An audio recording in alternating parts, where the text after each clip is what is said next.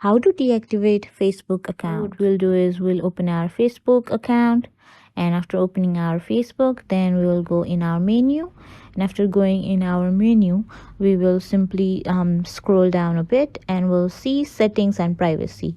So we'll click on settings and privacy, and then we'll again get another option which is settings. Then after going clicking on settings and privacy, we'll click on settings, and after clicking on it, the first thing we'll see is account center. Then we'll click on account center.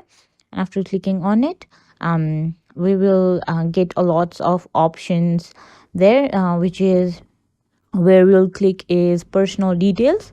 And after clicking on personal details, we can see that we'll get our details, and we will click on account ownerships and control, which is on the last. And after clicking on it, we'll get an option for deactivation or deletion. So we'll click on deactivation and we'll continue it.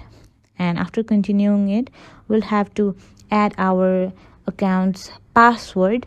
And after adding our password, we will have to click on any problem that we are going through, and after clicking on it, we will continue it. And after continuing it, your ID will be able to deactivate. So yeah, that is how we can deactivate our Facebook account.